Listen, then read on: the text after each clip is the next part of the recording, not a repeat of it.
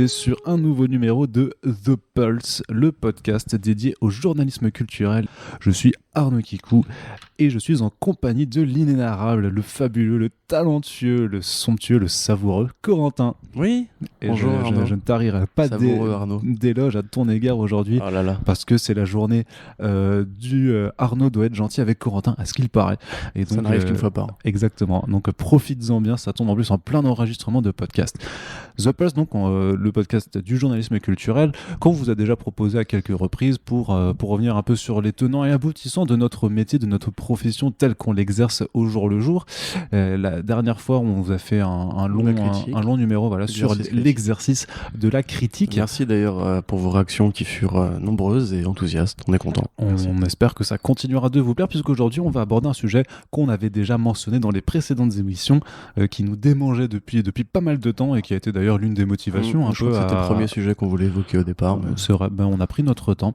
Et donc, quel est donc ce sujet ? Vous le savez déjà, puisque c'était sur le titre de l'article, mais c'est vrai que parfois, vous écoutez nos podcasts directement via iTunes et les applications, donc vous n'allez pas sur le site. À cela, je dirais juste, allez sur le site quand même, c'est bien parfois. Mais de quoi allons-nous donc parler aujourd'hui, très cher Corentin ? Eh bien, nous allons parler du clickbait, du racolage, du contenu sensationnaliste, des rumeurs, des vignettes de vidéos provocatrices, des rumeurs, des bruits de couloir non vérifiés, du devoir des journalistes d'éviter ce genre de pratiques mercantiles. Ou d'avoir justement une technique en fait quand il s'agit d'en parler, puisque nous sommes dans un milieu pop culture, que nous parlons donc de comics et d'adaptation. C'est d'ailleurs un sujet qui va beaucoup parler d'adaptation au final, puisque les gens adorent les bruits de couloir, adorent les rumeurs, et ça fait un petit peu partie du jeu.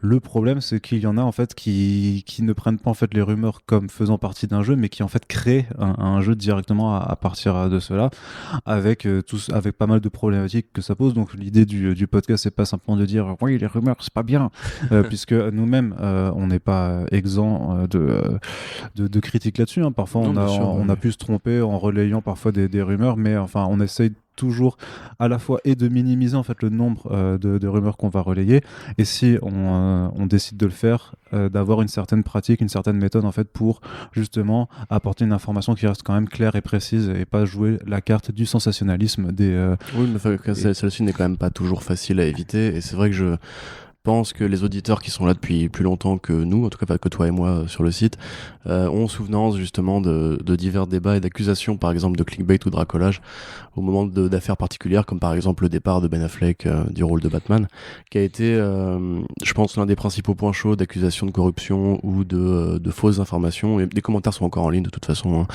où grosso modo on accusait la rédaction précédente de faire son beurre avec une information qui n'était pas vérifiée ou vérifiable et qui colportait du coup des rumeurs. Il se trouve que heureusement l'histoire leur a donné raison, mais on va voir que je pense comment aussi il est parfois compliqué de démêler le vrai du faux, et comment dans le tas aussi on peut se prendre nous-mêmes au piège de justement croire qu'une information est vraie quand il n'y a pas de moyen de le savoir en fait. Par quoi commence-t-on, Corentin ? Par quoi tu commences ? Un peu d'histoire. Un peu d'histoire, ouais. Alors c'est le hashtag Corentin Histoire. Oui, alors ça effectivement, c'est vrai que j'ai fait pas forcément énormément de recherches, mais de mon côté, j'ai quand même suivi quelques temps des études de journalisme, donc c'est vrai à l'époque où j'étais en fac, on étudiait un petit peu justement le sujet de... Alors on disait pas clickbait à l'époque, puisque l'État français ne veut pas qu'on utilise des termes sauf dans les écoles de marketing, là on peut, tu vois, mais pas en école de journalisme. Et quand t'es au gouvernement aussi, je crois. Oui, c'est ça. Startup Nation, tout ça. Startup Nation. Mais grosso modo, oui, le principe du racolage journalistique n'est pas apparu avec Internet. Loin de là, à vrai dire, ça existe depuis probablement beaucoup plus longtemps que le World Wide Web, puisque le principe du clickbait, donc pour une petite définition, je dirais que c'est simplement attirer l'attention sur un contenu qui va probablement être soit racoleur, soit mensonger, soit non vérifié. Il y a toute une série de tactiques dont on parlait juste avant, donc l'image d'illustration, le titre, le fait en fait de susciter la curiosité de quelqu'un et de l'obliger à cliquer entre guillemets pour avoir soit une sorte de voyeurisme assouvi, parce qu'il y a aussi beaucoup de clickbait sur vous n'allez pas en revenir, ce père qui viole ses 2 gosses, vous n'allez pas en revenir, etc. Ou bien Macaulay Culkin. Ce qui pour le coup ne nous concerne pas voilà, trop. Mais justement, j'allais dire sur un truc plus proche de nous. Macaulay Culkin en Joker pour l'interrogation. Ou alors, voilà, sur YouTube, vous avez souvent des vignettes où le type fait une expression de stupeur, tout à fait mimé évidemment, hein, derrière un fond qui va être généralement le sujet de la vidéo. Et ça, en fait, ça remonte vraiment à très très loin. C'est ce qu'on appelle grosso modo aux États-Unis, puisque c'est quand même très américain comme pratique, la Yellow Press. Donc en fait, les presses de tabloïds. C'est ce que je veux dire. Ouais. Et c'est apparu donc dans les années 60 grosso modo, à l'époque où la télévision est apparue, le star system en général est apparu, aidé par la politique, les médias aussi, et les vedettes du cinéma comme Marilyn et compagnie. Et grosso modo, ça a toujours été un truc qui a échappé un petit peu au code de l'éthique journalistique, parce que pour ceux qui en douteraient, il y a des codes d'éthique journalistique, il y a des documents, la charte de Munich, la loi du 29 mars 1935, etc., qui là tu ressortais courant. Oui. Non, ça après, je pense que tout le monde le connaît grosso modo, mais voilà, la France en tout cas et les États-Unis, parce que c'est 2 cultures très différentes par rapport à ça, les deux entre guillemets convergent vers l'idée que le rôle premier du journaliste, c'est de chercher la vérité et de la rapporter. Donc évidemment, quand on parle de Press People, ouvrez un magazine, voilà, Voici, il y a des sites en ligne comme ça, Pure People et compagnie. Le but est moins de rapporter l'information que de faire du divertissement, c'est-à-dire en gros de fasciner les foules par soit un élément totalement trivial de la vie, comme justement les robes de chez machin, la vie sexuelle de machin, etc. Et ça justement, c'est apparu avec alors des boîtes qui étaient détenues par American Publishing Inc. Aux États-Unis, et ça a tout de suite en fait fait un gros débat puisque ça captait une grande part du lectorat, avec des titres de tabloïds que tout le monde connaît, genre regardez Men in Black 1, vous verrez que c'était déjà un truc dont on se foutait dont on se foutait longtemps avant qu'Internet apparaisse. En 94, il y en avait un qui disait que la presse est en train de mourir à cause de ça. Ça a toujours fait énormément d'audience, et même pendant la crise de la presse papier des années 2010, ça continuait à bien se vendre en fait, les magazines de Press People, où généralement on avait sorti un exemple, je crois, une fois par rapport justement à Ben Affleck, où il y avait un article, en fait, c'était un article d'un site effectivement britannique, un tabloïd britannique, qui montrait une photo de Ben Affleck qui sortait en fait d'une séance de sport, enfin qui était en fait en cure de désintox de nouveau, enfin qui était en train de faire du workout, de la musculation, pardon, voilà, les anglicismes, oui, c'est compliqué. Et justement, et ils écrivaient que selon leurs sources, en fait, s'il était en train de refaire de la muscu, c'était parce que il se préparait à reprendre son rôle de Batman. C'est vrai que cette phrase, selon nos sources, c'est un truc qui justement joue en fait sur les zones grises de la liberté de la presse, puisque sachez-le, dans les 2 pays dont on va évoquer aujourd'hui, la France et les États-Unis, les journalistes ont le droit de réserver, ont même l'obligation des fois, mais ont le droit de protéger leurs sources, ce qui leur permet du coup parfois d'inventer des histoires. Dans le cas présent, c'est probablement une invention, au prétexte que, vu qu'on n'est pas obligé de divulguer la source, on peut dire que n'importe qui nous a dit n'importe quoi, et c'est aussi ce qu'a fait pendant très longtemps Humberto González avec j'ai entendu dire que dans un couloir, un écho de bruit lointain, que cet acteur serait Green Lantern. En l'occurrence, je pense à, aide-moi, Steve Trevor dans Wonder Woman. Cet acteur blond, Chris Pine, voilà, que Chris Pine serait Green Lantern. Je me souviens d'ailleurs quand j'avais fait l'article, parce que j'étais malheureusement contraint de faire l'article, on avait mis tellement de précautions, je sais plus qui était rédac chef à l'époque sur DCP. Mais du coup voilà, même nous on était en mode genre, il y a quand même de peu de chances que ça se passe, mais peut-être qu'il a effectivement entendu ce nom-là dans une boucle, et il se trouve que plus tard c'est devenu Wonder Woman, donc peut-être que lui avait un écho très lointain, genre Chris Pine est en négociation avec Warner, par exemple, et il a matrixé ça en mode qu'est-ce qui serait le plus vendeur, Hal Jordan, Chris Pine, logique, on va inventer le truc de bout en bout. Et ce qui est très compliqué, tu vois, par rapport à cette utilisation de selon nos sources, puisque même parce que les médias sérieux le font aussi, parce qu'effectivement ils protègent leurs sources, parce que quand des médias comme le Hollywood Reporter balancent en fait des infos qui sont en interne dans les studios, forcément, c'est-à-dire qu'il y a une personne qui a accepté de partager cette information avec eux, et cette personne n'a pas envie de se faire virer, puisqu'elle divulgue des informations a priori qui sont sous une clause de confidentialité. Je sais même que nous de notre côté, ça nous est arrivé par rapport à plus des articles par rapport à de la publication française, c'est-à-dire que c'était IGN qui avait relayé une rumeur sur le fait que Panini avait rompu son accord que Marvel avait décidé aller sûrement rompre son accord avec Panini et qu'ils allaient plus avoir la licence, que tout le monde s'était quand tout le monde s'était emballé, il y avait énormément pardon, de sites qui s'étaient emballés. Et moi, j'étais allé faire mon travail du coup en allant interroger des gens, donc du coup, que je ne citerai de nouveau pas là, mais qui sont très très bien placés en fait pour me donner une réponse sûre. Et en l'occurrence, vous voyez bien que Panini continue d'annoncer ses publications et que c'est vraiment pas prêt de s'arrêter. Mais voilà, dans l'article en question, j'avais dit donc non, Panini Marvel, c'est pas fini. Selon mes sources, c'est bien acté, mais je peux pas. T'as juste vérifié quoi. Ouais, ça j'ai vérifié, mais le truc c'est que techniquement, si on me dit ouais mais c'est qui ta source machin, je vais dire bah je vais pas te le dire parce qu'en fait je peux pas parce que cette personne a techniquement communiqué avec moi parce qu'elle me fait confiance et qu'elle me fait confiance quand elle me donne l'information pour ne pas que je la cite. L'information elle est bien là, mais elle veut pas que je dise qui elle est. Et ça permet, la personne en face n'a aucune raison de me croire au final, parce que c'est clair que tu dis qu'un d'un côté t'as IGN, de l'autre côté t'as Comics Blog, les gens vont se dire ouais mais IGN c'est quand même un vachement plus gros média, pourquoi est-ce que j'irais croire Comics Blog, surtout qu'à l'époque c'était aussi c'était facile de dire oui mais Comics Blog, gna gna gna, vous êtes pas des vrais journalistes, vous êtes que des blogueurs et hop je te sors, de toute façon, mais ma carte de presse. C'est aussi un truc très moderne justement dans le crédit que tu peux donner à chaque média, je pense qu'on va en parler aussi. Oui. Mais pour finir un peu ce tour d'horizon, donc au départ la presse, tout est dans le titre, hein, c'est de la presse, donc c'est des magazines ou des journaux qu'on va acheter, et la principale source de revenus qui sert à payer les journalistes et le publishing, enfin l'édition pardon, la pub, c'est la publicité d'une part, mais aussi le prix d'achat. En fait, au départ, c'est ça. C'est le premier truc que tu fais avant même qu'on invente les colonnes publicitaires. C'était, on va considérer qu'on a, je sais pas, 10 000 lecteurs. Il faut vendre le magazine à 5 € pour payer le staff, l'impression, etc. Donc voilà. Avec le web, tout a changé, puisqu'il n'y a plus que la pub. Idéalement, en tout cas quand c'est apparu c'était ça, tout le monde s'est émerveillé à l'idée que la bulle internet allait générer un revenu supplémentaire, parce que du coup les gens n'auraient plus besoin de payer pour l'information, donc ils seraient plus nombreux à la consommer, et comme ils seraient plus nombreux à la consommer, les pubs seraient plus vues. Et c'est ainsi qu'est apparu du coup le principe simplement d'affichage publicitaire. Et avec lui, le clickbait, puisque l'idée, c'est que du coup, contrairement à un magazine où en gros il y avait que la une qui entre guillemets devait être pas forcément racoleuse, mais voilà, attirante, ouais, pour donner envie aux gens de lire le magazine, le reste des articles évoluait dans une certaine liberté. Voilà, les gens avaient acheté un truc, peut-être qu'ils vont lire qu'un article, 2 articles, etc. Et on mettait pas la pression au rédacteur pour le faire. Avec le temps, il se trouve que l'économie de la presse s'est vraiment modifiée. J'ai malheureusement eu du mal à trouver des chiffres là-dessus, mais apparemment une grande partie viendra encore de l'édition de magazines et de journaux papier. La presse écrite, hein, s'entend pas évidemment les journaux télévisés. Mais le fait est que beaucoup de boîtes qui étaient des startups à une époque ont été rachetées par des groupes, d'autres sont entrés en concurrence avec ces groupes et donc du coup ont dû évoluer pour s'adapter et survivre.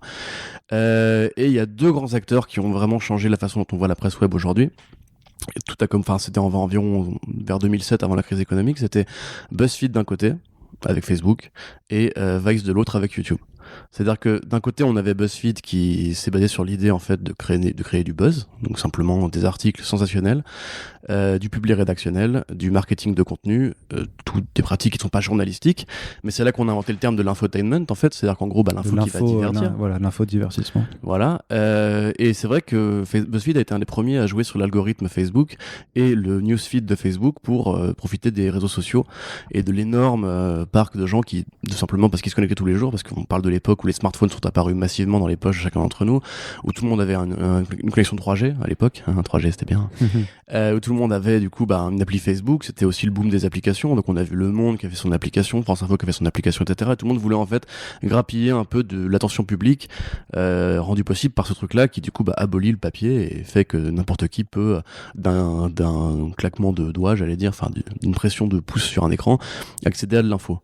Le problème c'est que beaucoup de gens se sont lancés dans cette course-là, que du coup il y a eu beaucoup de concurrence et que ceux qui sont le mieux tiré leur épingle du jeu c'était ceux qui utilisaient le mieux les réseaux. Donc BuzzFeed effectivement a fait couler des boîtes, hein, mais il a aussi inspiré des clones. Je veux dire, les stratégies éditoriales de Melty, Topito ou Combini sont les héritiers indirects de la ligne éditoriale de BuzzFeed, et le principe en gros c'est de mélanger des trucs de lifestyle qui vont être les plus racoleurs avec de la vraie information.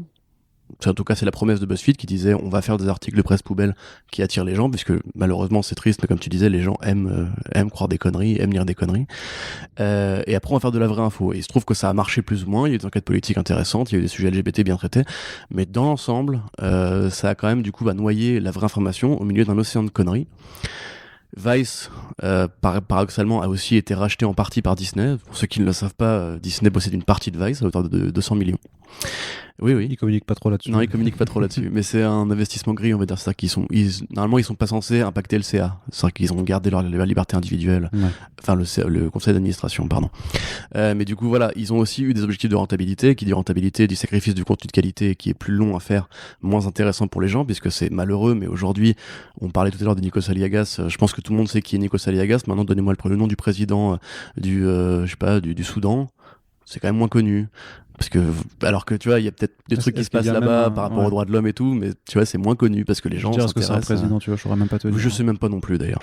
Mais tu vois, il y a des faits qui font que par exemple Arte n'a pas les mêmes exigences en termes de journaux télévisés que David Pujadas ou Laurent Delahousse. Et on a vu la télé évoluer dans les mêmes trucs. En gros, il y a eu une privatisation des médias. Et des objectifs, pareil, tu vois, France Télévisions et France Radio, Radio France, on leur a demandé de faire des économies et de rapporter de l'argent, à une époque où justement l'État ne voulait plus investir pour soutenir le vrai contenu de qualité. Et on a vu l'infotainment qui s'est répandu. On a vu des reportages qui imitaient le petit journal, on a vu des pages de publicité de plus en plus longues, on a vu des publics rédac, on a vu des trucs, une sorte de Jean-Pierre Pernoïsation du JT, tu vois, où le but était plus de faire rêver les gens, de les divertir, plus que de les informer. Et Vice a eu le même problème, mais aujourd'hui ils sont dans une vraie crise de la pige, puisqu'ils payent n'importe qui pour une pige. Je me souviens de taper, peut-être si ça vous intéresse, sur Google, omelette du fromage Vice, sur Google, et vous tomberez sur un article très long et très mal écrit d'un jeune homme qui en gros s'est donné comme pour challenge de dire pendant toute une journée les mots omelette du fromage, qui viennent de la série animée Dexter, où en gros dans un épisode de Dexter, il se crée une machine pour bien parler aux femmes. Il se trouve que parce que c'est une série absurde, du coup la machine l'obligeait à dire omelette du fromage, il arrivait à draguer les filles. Mais après il était piégé là-dedans parce qu'il n'arrivait plus à dire autre chose. Du coup, Dexter, le laboratoire de Dexter. D'accord. C'est un petit mec roux scientifique. Ah, la série d'animation, d'accord. Ouais. Parce que là j'avais Michael C. Holanta, je me disais c'est pas. Non, c'est pas trop le même esprit. Mais du coup voilà, il y a un article très long qui a été payé par Vice et qui raconte la journée d'un homme qui va juste faire ça. Alors ça ne t'apprend rien au niveau société, ça ne t'apprend rien à aucun niveau en fait. C'est marrant. Et non, c'est même pas marrant, c'est juste, c'est clickbait en fait. Tu vois, c'est le titre de l'article, c'est comment j'ai passé une journée à dire omelette du fromage, virgule, comme dans la série Dexter, pour l'interrogation. Et derrière, le reste, c'est du creux, c'est du vide, mais ça a été beaucoup plus cliqué que, je sais pas, le deal ou no deal au Brexit, tu vois. Enfin, c'est. Et ça, c'est typiquement justement des nouvelles formes de médias qui, malheureusement, comme on en a déjà dit dans un précédent podcast, traitent aussi de l'actu culturelle et de l'actu comics, mais aussi de l'actu politique. Combini traite de culture grand public et aussi de politique, alors que Combini, leur fond de commerce, c'est quand même des vidéos marrantes où des vedettes choisissent entre deux sujets, tu vois. Il y a des contenus intéressants sur ces plateformes-là, évidemment, tout n'est pas acheté, mais dans l'ensemble, du coup, la vraie presse traditionnelle, je dis pas nous en l'occurrence, la vraie presse traditionnelle doit lutter contre des gens qui font de l'infotainment et qui donc, grâce à la partie tainment, captent l'attention du public. Et la partie info elle-même est quand même beaucoup moins intéressante. Du coup, c'est pas juste une question de désinformation, c'est aussi une question de protéger l'éthique journalistique. C'est une question, encore une fois, économique, puisque la croissance est là, et nous, on le sait très bien, genre dans la presse web, c'est très compliqué de vivre juste de la pub. C'est pour ça que beaucoup de sites, justement, passent par des formules d'abonnement pour essayer de s'abolir un petit peu des règles de racolage. Mais oui, le clickbait est venu en fait sauver l'industrie du web à une époque où justement les annonceurs voulaient plus payer autant pour chaque pub vue.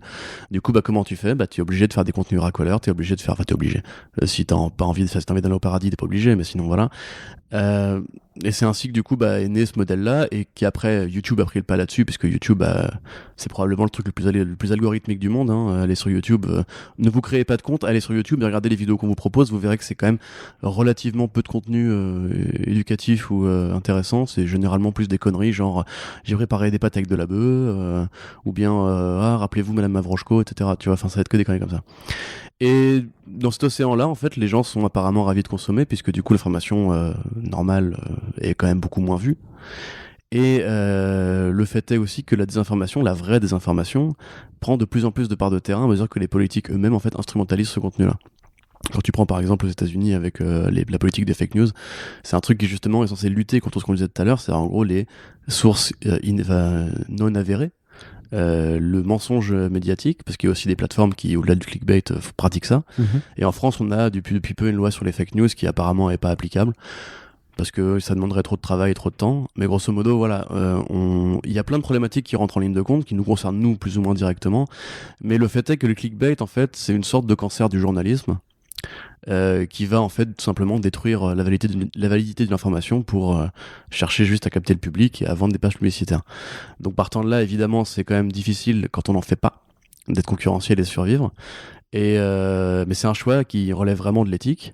Et quand justement, pour prendre un exemple connu chez nous, en général, l'information qui se trouve dans le corps de texte de la news est trouvable dans le titre. En tout cas, c'est un choix que nous on fait. C'est ça. Puisque justement l'intérêt, enfin toute la définition même du clickbait, c'est justement quand tu veux savoir si un titre, enfin si un article répond au clickbait avant même de voir la chose, c'est est-ce que si je lis le titre, je dois cliquer dessus pour vraiment savoir de quoi il est question. Et si tu dois cliquer dessus, effectivement, bah, tu réponds à l'appellation même du clickbait, donc là pas à clic, c'est-à-dire que voilà, tu as une action à faire. Par contre, si l'information vraiment, si tu dis le titre, et tu peux prendre l'exemple d'une rumeur à la con, si on prend un exemple concret de titre, ce serait par exemple voilà, avec Humberto Gonzalez qui dit que Chris Pine serait un Green Lantern, un machin, ben, si tu dis dans le titre d'emblée Chris Pine serait en lice pour le rôle de Green Lantern selon Humberto Gonzalez, t'as pas besoin de cliquer sur l'article pour en savoir plus, parce que techniquement, ou alors juste pour avoir plus de détails, mais que le gros de l'information est déjà dans le titre. Donc techniquement, ça ne répond pas au clickbait, même si le sujet effectivement porte à caution. Et c'est pour ça que t'as des règles d'écriture qui sont très simples. C'est simplement essayer de donner un maximum d'informations en une phrase pour que justement pour que si t'es intéressé, tu vas voir dans l'article, mais on te force pas à cliquer dessus. Par exemple, un exemple de clickbait sur le même sujet, ce serait mais ce serait très con, ce serait Chris Pine pour jouer Green Lantern, pour l'interrogation. Et voilà. Ouais. Mais en fait, de manière générale, en fait, ce qui est marrant, c'est que ça s'applique au titre journalistique, mais ça s'applique aussi à un truc qui est très nouveau et qui est le journalisme Twitter. Où justement, enfin, on connaît quelques, voilà, je peux me mettre mal avec personne, mais on va dire qu'il y a des comptes Twitter que beaucoup de gens suivent et qui, alors c'est pas pour nous jeter des fleurs, hein, bien sûr, on fait juste un travail normal, c'est un truc qui je pense devrait être normal, mais qui l'est peut-être pas autant qu'on aimerait bien le croire. C'est le fait simplement de rechercher la source de l'information plutôt que de se contenter de ce qu'on nous donne. C'est-à-dire que le coup, par exemple, de Macaulay Culkin dans Joker. Ouais. Il n'y a aucune source crédible de ça en fait. On peut faire des recherches, on peut essayer de trouver, ça n'existe pas. Et pourtant, quand un mec, je ne sais plus qui c'était pour le coup, donc ça m'arrange, avait publié ce post-là, les gens étaient, alors il y avait des réactions qui étaient plus ou moins pour ou contre, mais personne n'avait l'air de contester en fait la validité de l'information, qui est quand même l'élément essentiel parce que c'est quelque chose de gros. Macaulay Culkin en Joker, parce qu'en plus c'est un personnage des internets, Macaulay Culkin c'est devenu une sorte de mème avec le temps. Et le truc qu'il faut faire dans ce cas-là, c'est juste remonter à la source de l'information, essayer d'isoler l'informateur, de comprendre ce que vous pouvez attendre de lui. On a des exemples comme ça, comme par exemple We Got This Covered, qui s'est fait, ou MCU Cosmic, qui se sont fait du coup deux réputations de gros fake newsers en jouant justement sur le flou artistique autour des sources. We Got This Covered aujourd'hui, nous on considère, parce qu'il nous est arrivé de relayer leurs articles, mais après suffisamment de vérification, même dans le temps, parce que aussi des fois on découvre qu'un média vient de se lancer. Il y a beaucoup de journalistes qui changent de crèmerie, qui ouvrent leur site parce que c'est le truc à faire aujourd'hui. On découvre plus tard que ces mecs-là en fait sont pas crédibles. Genre, il y a aussi des variations, genre hashtag show qui des fois dit des trucs vrais. Par exemple Watchmen, ils avaient totalement vu juste. Des fois des trucs faux, ça arrive aussi. Mais c'est un jeu de poker menteur justement. C'est quand tu vas essayer de chercher l'information à la source. Et que t'as pas les bonnes sources, par exemple, toi tu peux croire ce qu'une source te dit, mais la source elle-même peut être une fake news, tu vois. Du coup, il faut en fait trouver des sortes de référents universels. Par exemple, le Hollywood Reporter, de par son ancienneté, son sérieux, son suivi, son éthique journalistique, et le fait que ce soit pas un site qui publie beaucoup de contenu en fait, que tu regardes les colonnes movies par jour, ils sont beaucoup moins prolifiques que d'autres sites, et ils font vraiment un travail de fond, de contextualisation, etc. Et on sait qu'ils ont les bonnes sources parce qu'ils ont déniché des tonnes de scoops, dont le départ de Ben Affleck. On sait que eux on peut leur faire confiance. Il y en a, c'est un peu plus du pile ou face. Par exemple The Wrap, ils ont engagé Humberto Gonzalez. Ouais. Donc on a envie de se dire non. Donc pour ceux qui savaient pas, Humberto Gonzalez, donc c'est un journaliste, un journaliste culturel qui effectivement répondait au surnom d'Al-Mayimbe. Et à l'époque, c'était sur quoi c'était Al-Mayimbe son site, c'était il y avait Al-Mayimbe, il y avait Heroic Hollywood. Ouais. Et avant ça, c'était un truc latino, je crois le nom. Ah oui, Latino Review. Latino Review, ah exactement. Donc voilà, et en fait c'est vrai que c'était un mec qui s'est fait connaître sur les réseaux, notamment sur Twitter, parce qu'il était mais presque tous les jours à dénicher des scoops sur l'actualité du cinéma, et notamment par rapport à Warner Bros, quand c'était un peu la période un peu avant Man of Steel, enfin, et un peu après la sortie, où il y avait toute la construction du DC, de ce qu'on appelait le DCEU, et qu'il fallait fallait mettre des rumeurs sur tous les films qui étaient en préparation, sur tous les projets que Warner pouvait faire pour contrer Marvel Studios et leur MCU. Et en fait, très rapidement, on a quand même compris que tout ce qui balançait c'était des fausses scoops au final, puisque en fait ce qui est facile à voir aussi, notamment maintenant, puisqu'on a quand même maintenant quelques années de taf dans les pattes. T'as énormément de sites, de journalistes, de comptes où tu peux à la limite juste prendre un screenshot de ce qui est dit, laisser poser de côté, puis revenir d'ici quelques mois et constater en fait voilà tout ce qu'ils ont dit. Là, c'est ce que je veux faire sur certains sites que j'ai dans ma ligne de mire depuis quelques temps et qui continuent en fait d'être relayés aujourd'hui actuellement. Donc pour citer Geeks Worldwide, qui est à mon avis l'un des pires du moment. On refera une liste peut-être des médias à éviter. Anciennement Omega Underground. Mais Omega Underground, en fait, alors je fais un aparté, mais ils étaient bons parce qu'ils avaient des fiches de casting qu'ils récupéraient et là-dessus ils étaient bons. Ouais. Mais une fois qu'ils sont passés effectivement avec. Ce que fait THS aussi, c'était le rédac chef d'Hashtag Show qui en parlait, qui disait qu'en fait justement il avait des amis dans les agences de casting et qui du coup en fait récupéraient directement à la source les offres d'emploi par Hollywood, du coup, ce qui est le meilleur moyen de bien sûr quand ça vient directement de la source officielle, un peu de compréhension de ce qu'est un personnage. Et voilà, encore une fois, les rôles de Batwoman, ils les avaient eu en premier, c'était tout à coller. Et puis Internals, ils avaient tout bien aligné. Et, tu vois, la HN aussi qui fait ce travail-là. Donc voilà, donc tu peux vraiment suivre à l'échelle de quelques mois au final, à voir un média, ce qu'a dit un média, et vérifier ensuite ce qu'il a dit, qu'est-ce qui était vrai, qu'est-ce qui était faux. Et à partir du moment où effectivement tu vois que les 3/4 des choses qui ont été balancées, c'est de l'intox, tu peux te dire bon bah lui je vais arrêter de lui faire confiance. C'est pour ça que nous on a arrêté de faire, depuis qu'on travaille sur Comicsblog, il y avait des sites qu'on se permettait de relayer en 2017 dont aujourd'hui on ne parle plus jamais, on a arrêté de les relayer ou vraiment à minima. Mais même d'ailleurs pour ceux qui ne s'informent pas que par Comicsblog, si vous voyez un tweet ou un article ou un titre clickbait justement, la meilleure chose des choses à faire c'est justement en fait d'aller dans l'historique de ces sites-là, regarder, aller dans les articles de 2017, aller dans les articles de 2018, chercher rumeur, vous tapez rumeur dans une barre de recherche ou point d'interrogation dans une barre de recherche et vous allez tomber sur tout un tas d'articles et vous saurez plus ou moins vous aligner. Genre moi c'est MCU Cosmic par exemple où j'avais fait quelques recherches antérieures et il y avait du vrai. Par exemple le mec avait annoncé Nightmare dans Doctor Strange 2, a priori ça prend vraiment ce chemin là. Bon, il avait annoncé aussi que les Fantastic Four serait le premier film qui aurait un réal chez Marvel. Ce qui n'est pas encore vérifié. Ce qui n'est pas encore vérifiable, bien sûr, mais entre guillemets, après, 2 jours plus tard, t'apprends que Adam McKay a rencontré Feige pour un film Galactus, enfin Silver Surfer, tu te dis, peut-être que, il y a moyen que ça s'aligne bien. Mais il y a aussi des coups de hasard, tu vois, enfin, les mecs sont protégés. Par contre, si tu reviens plus souvent en arrière, où le mec te dit qu'ils vont faire Young Avengers en 2015 et tout, tu te dis, non, là par contre, tu t'es chié dans la colle. Et tu comprends qu'en fait, c'est une stratégie, mais ce qu'il faut dire aussi par rapport au clickbait, mais plus généralement par rapport à l'actu mensongère ou racoleuse, c'est que vous prenez comicbook.com par exemple, qui est un site qui a parfois des bonnes choses. On prend encore beaucoup d'actu chez eux par exemple, parce que c'est un relais en fait, c'est un relais qui va piocher dans les bons trucs, et c'est plus pratique d'avoir cette espèce de poste d'aiguillage plutôt que de suivre 40 sites à la fois, puisque eux ils font du contenu à balle tout le temps. C'est ça, ils font 100 articles par jour, limite. Voilà. Mais par exemple, imaginez-vous, je sais pas moi, que vous allez avoir un micro easter egg dans un film, ils vont faire un article de 8 paragraphes dessus. Vous allez avoir un tweet qui va laisser entendre une interprétation erronée probablement, mais prenez par exemple quand Matt Reeves avait fait l'exposition Batman 66 sur Adam West, il avait fait un tweet où on voyait le panneau de la ville du tournage de Batman 66, donc la série, où il y avait écrit Gotham 20 miles away.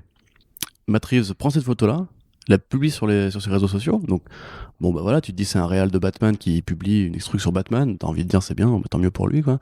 Et l'article c'était, le titre de l'article c'était Matt Reeves tease l'arrivée prochaine du film Batman.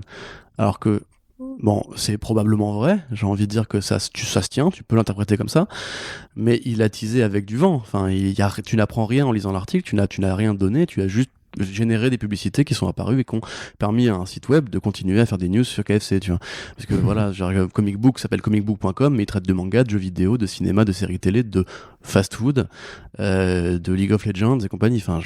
Et typiquement, c'est ce que je disais tout à l'heure avec la courbe décroissante des médias, c'est que eux, ils sont obligés en fait de faire du contenu tout le temps, et de traiter des sujets hyper généralistes au-delà des comics. Et typiquement, ce genre de choses-là, parce qu'il y a aussi, il n'y a pas que l'actu erronée, il y a aussi en fait l'actu enfin l'actu, comment dirais-je, exagérée. C'est-à-dire on va faire un article de 8 paragraphes sur un truc complètement mineur, un petit détail. Quand le Blu-ray de Captain Marvel est sorti, par exemple, ils ont pris des phrases par-ci par-là de Brie Larson pendant le commentaire audio pour en faire des articles en mode à un moment donné elle dit genre que le set de tournage qui était là était à tel endroit, etc.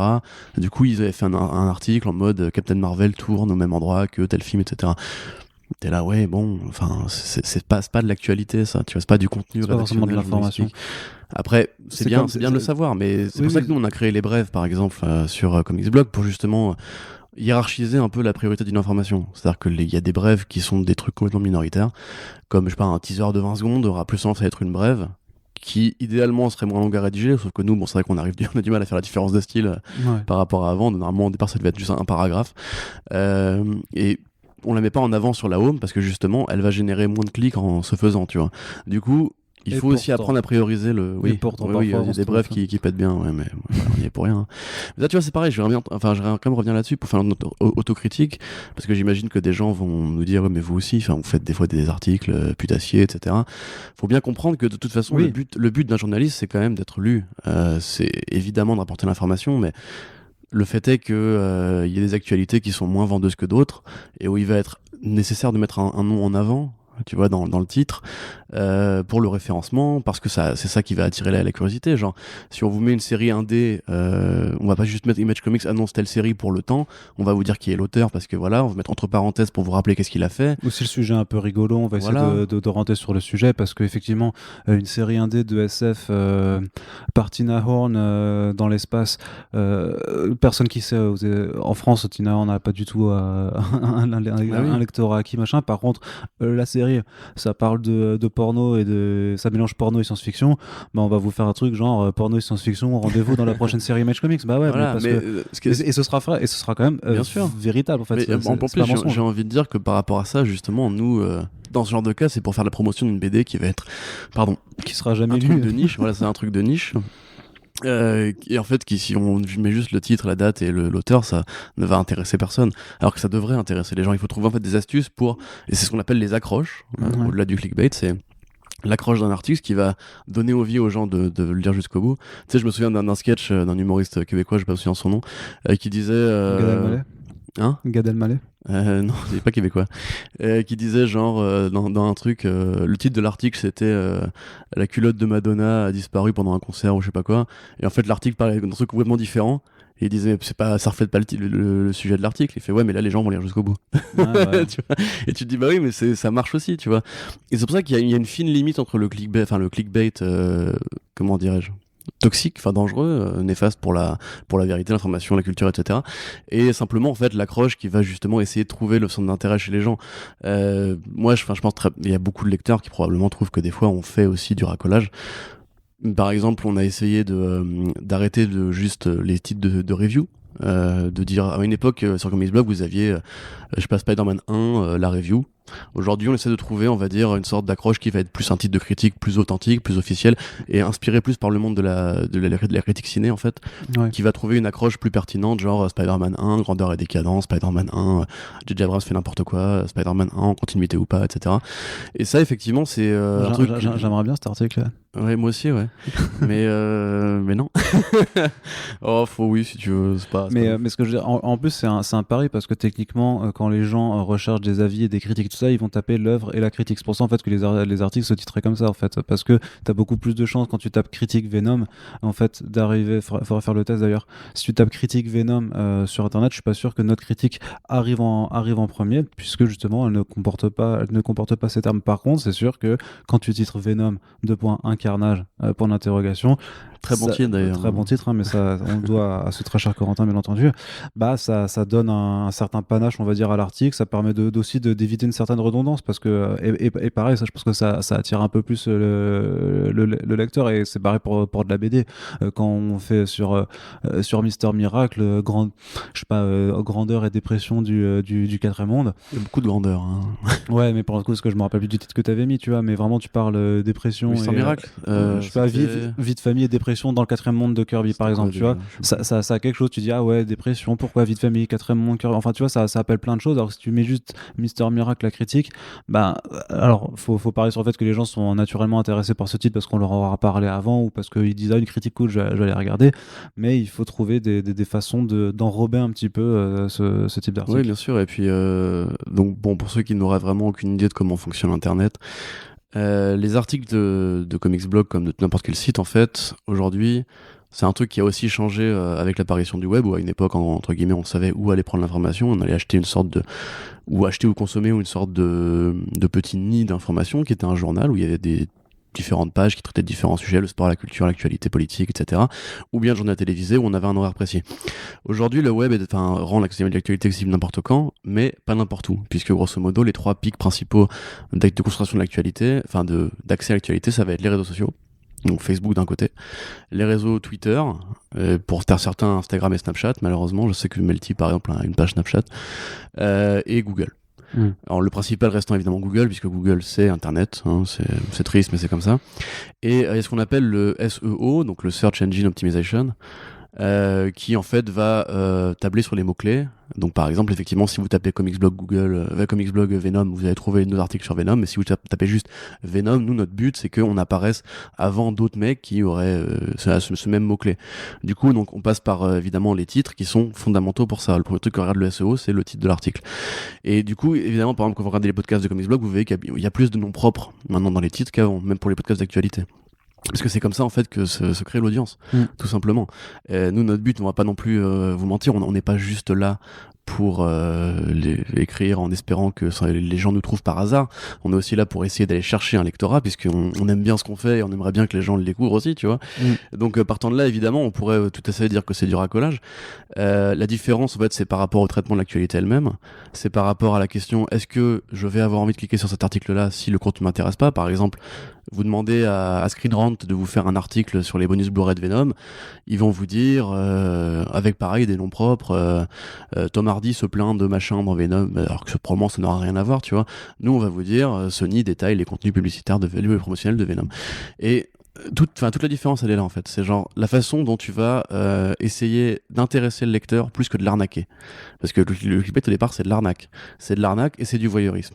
Donc, personnellement, on essaie d'éviter ce genre de choses-là, mais il y a forcément une fine limite du fait que l'économie de la presse c'est ce qu'elle est, hein, ou on peut pas forcément tout échapper. Donc, après il faut, comme on le disait tout à l'heure, faire un écrémage de l'information, essayer de moins possible s'en remettre au point d'interrogation et aux rumeurs, aux bruits de couloir, etc. Et vérifier. On a déjà eu des débats. Ou l'annoncer directement. Oui, tout à fait, ouais, tout à fait. Et puis faire des mises à jour, le cas échéant, pas refaire un deuxième article de comment on dit, d'erratum, parce que ça c'est aussi un truc que, tu vois, genre les médias ils s'en foutent d'avoir une actualité fake, puisque au final ils vont refaire un article derrière et ça fera une deuxième page qui sera tout autant vue. Donc tu vois, et c'est vrai qu'on a souvent des débats en interne sur justement la validité d'une annonce ou d'une rumeur. On s'est déjà battu en mode non mais j'y crois pas, ça c'est de la connerie, etc. Et c'est vrai que du coup c'est un jeu qui est toujours un peu piégeux, parce que genre sur Michael Rooker dans The Suicide Squad, où l'actualité, l'info c'était qu'il devait jouer Killer Croc, King Shark, pardon. King Shark, ouais. Et donc on publie la news et il se trouve que Rooker après lui dément, mais finalement Rooker est quand même dans le film. Du coup, tu vois, il y a une zone grise en fait, probablement qu'un mec a dû parier sur l'idée qu'il serait King Shark parce que c'était un des seuls rôles qui restait à annoncer. Mais si ça se trouve, il le sera en plus, parce qu'on n'en sait rien pour l'instant en fait. Bah apparemment ce sera Steve Agee d'après Deadline qui a tout rapporté. Pardon. Donc pardon. Voilà. Et pareil, du coup, regardez Deadline avec l'info, tu vois, ça c'est un truc pareil. Le cas Spider-Man, l'affaire Sony Marvel, Sony Disney plutôt. On nous a reproché de faire du sensationnalisme, de faire du clickbait en amont de leur rupture. Où il y avait un journaliste économiste d'Hollywood qui avait dit que si Spider-Man Far From Home ne faisait pas 1 milliard, Sony se barrait parce que Sony en avait un peu marre que Disney leur casse les couilles. Et on nous avait dit non mais ça c'est du vent, c'est du fake, etc. Résultat, 2 mois après, les 2 divorcent. Apparemment pour le même contrat qui a opéré toute la discorde. Donc au final, faut aussi peut-être vous méfier des fois de ce que vous pensez savoir, comme pour le coup de Ben Affleck, tu vois, il y a beaucoup de gens qui ont dit que c'était du clickbait alors que ça s'est vérifié. Et ça c'était quand même incroyable, parce que comme dit, c'était pas El Mayimbe et Jean-Charles sur Twitter, tu vois. C'était le Hollywood Reporter, c'était Variety qui plusieurs mois, enfin à intervalles réguliers en fait, annonçait toujours la même chose en fait, et il n'y avait jamais de changement de ligne directrice pour eux. Je pense que c'était du poste de réalisateur, puis son scénario est laissé tomber, puis en fait il se casse du rôle, et enfin il y avait une succession d'éléments qui faisaient que oui, enfin l'histoire qu'il racontait, bah elle était assez limpide quand tu regardes les projets, quand tu regardes à côté ce sur quoi Warner Bros communiquait. Bah, tu voyais clairement que effectivement ce Batman par Ben Affleck, bah, il avait plus l'air d'être au programme. Et quand t'as trois médias parmi les plus réputés dans ce milieu, donc pour moi c'est, enfin pour toi aussi je pense c'est Hollywood Reporter, Variety et Deadline. C'est en Et tout cas, Collider en quatrième. ouais, Collider qui est bien aussi. Grosso modo, quand t'as ces quatre médias ultra implantés dans le milieu qui te répètent tous la même chose, il y a pas de fumée sans feu, tu vois. Et je pense que c'est effectivement fallait garder une certaine marge de manœuvre, mais de la même façon que voilà pour Ben Affleck, maintenant que Ben Affleck s'est attesté le truc de Superman dans Henry Cavill, je pense qu'il y a le Hollywood Reporter a été le premier à l'annoncer, et pour moi il y a aucun doute sur le fait qu'effectivement il reprendra pas le rôle, tu vois.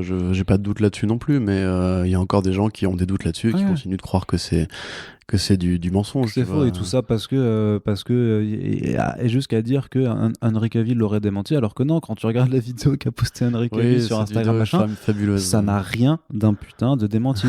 Et quand Warner Bros dit on est en bon terme avec Henry Cavill, mais c'est vrai qu'on n'a pas de plan de Superman pour le moment, ce n'est pas non plus un démenti qui veut dire bah si on va reprendre Henry Cavill. Ben non, ils viennent te dire on n'a pas de plan pour Superman en ce moment. Qu'est-ce que vous voulez qu'on vous dise de plus, enfin, qu'est-ce que vous voulez que Warner... C'est comme genre quand à la fin de Shazam, t'as ce cascadeur. Bah oui, non, mais ça par contre, ça montre qu'effectivement, a priori, t'avais effectivement ce caméo d'Henry Cavill qui était prévu sûrement à la base. Oui, c'est ce qu'il a dit. Sandberg avait expliqué qu'il était venu discuter avec Freddie Freeman, et que la scène devait se finir par I have so many questions, une référence à le style quand il voit Jor-El. Oui, c'est moi qui fais l'article en plus. Oui, bah oui. Là-dessus. Donc voilà, donc il y a vraiment. Et moi, ce que je voulais dire juste par rapport au titre clickbait, c'est qu'il y a un cas en fait où on est limite forcé de faire du clickbait, c'est le spoiler en fait. Ouais. C'est quand l'information est de nature à spoiler quelque chose d'important par rapport à un film, par rapport à quelque chose. Et là, du coup, on est obligé de dire que qu'un acteur a été présent pour un rôle inconnu, ou alors on trouve toujours une façon un peu de tourner la chose, mais si on donnait le titre tel qu'elle est, l'info telle qu'elle est, tel personnage reviendra dans telle suite, voilà, parce qu'on est obligé de le dire, parce que se trouve les gens qui n'ont pas vu le premier film ne savent pas qui est ce personnage, ou pour les images de tournage qui spoilent des choses, tu vois, voilà, ou par exemple Endgame ça a été horrible par rapport à ça, tu vois. Ouais, Endgame c'était relou, mais même Spider-Man Far From Home avec le costume noir par exemple, c'était compliqué parce que on pouvait pas ne pas en parler, parce que c'était vachement intéressant pour ceux qui s'intéressent au film. Iron Man, on a eu du mal au départ, on s'est posé la question, tu sais, genre pour le trailer qui abordait ça, où justement tu m'avais dit non mais évoque-la dans le titre, et j'avais dit ouais mais c'est quelques mois après encore, tu vois, enfin t'es encore dans une zone de spoiler. Après Marvel Studios a déclaré eux-mêmes qu'on était en zone de spoiler free, puisque en vérité tout le monde sur Terre a vu Avengers Endgame, enfin c'est le film le plus vu de l'histoire d'Hollywood, donc c'est vrai que c'est compliqué à gérer, parce que même nous, tu vois, quand on parle de comics, vu qu'on traite la VO et la VF, il y a toujours une zone de flou en fait, une zone de 8 mois si tu veux, où tout ce qui a trait à la VO pour l'instant est techniquement pas su des lecteurs VF, et en même temps tu te dis bah oui, mais on va pas faire comme si on était naïf et qu'on savait pas de quoi il en retournait, et on est obligé de traiter l'actu. Je pense pas que c'est une question d'être naïf en fait, c'est juste. Non, mais je veux dire, il y en a qui disent oui, alors on essaie de pas spoiler dans le titre. Par contre, dans la news, on est clairement, quand on est sur de la news de l'actu VO, on considère que les gens qui viennent s'informer là-dessus, soit s'en foutent d'être spoilés de certains éléments, ou alors sont à jour. Et sinon, si jamais on met attention si vous n'êtes pas à jour, si vous lisez la VF, parce que j'aime beaucoup. Combien de fois on se prend des scuds de mecs qui disent ouais bah bravo pour spoiler. Je fais mais oui, mais tu lis en VO ou en VF? Non, en VF. Mais alors pourquoi tu vas te renseigner sur des articles qui parlent d'un truc qui arrivera dans 8 mois chez toi? Oui, bien sûr. C'est comme tu sais, la critique de Titans, où tu avais fait une review complète de toute la série. T'as envie de dire c'est une review complète de toute la série. Donc à un moment donné, tu peux parler de ce qui se passe dans toute la série. De toute la série, tu vois. Et bonjour à ceux qui se reconnaîtront. Mais moi je suis d'accord avec ça, tu vois. Mais je trouve ça c'est pas du clickbait entre guillemets. Le fait, il y a une fine zone, mais disons que c'est juste le cas où t'es vraiment obligé en fait de ne pas donner l'information dans le titre directement, et donc que tu pousses à cliquer. Oui. Et en même temps, j'ai envie de dire. Et en même temps, moi je trouve que c'est bien dans le sens où si tu veux, parce qu'il y a des gens qui veulent se réserver les surprises et tout ça, ceux qui ne veulent pas savoir, s'ils voient le truc, ils se disent ouh là, il y a l'air d'avoir un spoiler machin, je clique pas dessus, et je trouve que ça permet limite d'avertir sur la chose. Oui, bien sûr. Et puis même, c'est déjà arrivé par le passé que entre guillemets, on se fasse accuser, comme tu disais, donc on est un petit peu obligé de rester d'écouter le lectorat. C'est vrai qu'à une époque, on était moins cautious par rapport à ça, précautionneux par rapport à ça, parce que juste nous, on n'a pas probablement cette culture du spoil, je pense, enfin cette culture du non-spoil. Et voilà, c'est vrai que même sur les réseaux sociaux, il nous est arrivé de faire des commentaires et individuellement, je vais dire, par exemple, je pense à Aquaman, tu sais, où quand t'évoques des éléments du scénario, les gens l'ont pas vu, mais t'as envie de dire, mais tout le monde peut pas aller à la même vitesse. Et tu vois, il faudrait genre qu'il y ait une sorte de charte qui soit établie pour comprendre à partir de quand tu peux commencer à parler d'un truc, parce que nous, on considère que c'est en gros quand le truc est rendu public et disponible à l'achat, par exemple, pour le cas de la VF. C'est-à-dire quand la VF a été publiée, que vous l'ayez lu ou pas, on considère qu'il y a, ça y est, c'est sorti, c'est officiel. Je pense qu'à l'époque, ce qui était très dur, même sur DC Planet, c'était la mort de Damian Wayne. Ouais. Ça, c'était un calvaire parce que c'était au centre de toutes les séries Batman pendant 6 mois après. Et alors que ça n'était toujours pas arrivé en VF, il a fallu attendre. Ouais, il avait fallu attendre des plombes avant que ça arrive par le run de Grant Morrison. Et ouais, c'était insupportable de ne pas pouvoir juste dire oui, bon, Damian Wayne, il est mort, donc voilà, on a un Batman et Robin ou Requiem, machin. Et voilà. Tous les numéros des titres Batman sont en mode Requiem. Pourquoi? Bon, vous savez, parce que voilà, c'est d'ici, hein, c'est dark, voilà, c'est pour ça. C'est clair. Tu pouvais pas le dire. Ouais, et puis je pense aussi que les lecteurs de comics qui se limitent à la VF comprennent aussi un petit peu ce qu'ils viennent chercher sur Comics Blog, parce que fatalement l'actu VF n'évolue pas aussi vite que l'actu VO qui est constamment en mouvement, alors que la VF est synthétisée par 2 éditeurs pour les Big Two. Donc, enfin, tu me diras c'est pareil aux États-Unis, mais il y a plus de trucs qui sortent des États-Unis, donc forcément t'es obligé de traiter une actualité qui va être filtrée par le passage de l'océan, quoi, par à travers l'océan. Moi, un truc que je voulais dire aussi par rapport aux articles clickbait, et c'est un truc auquel je viens beaucoup, c'est les vignettes d'illustration.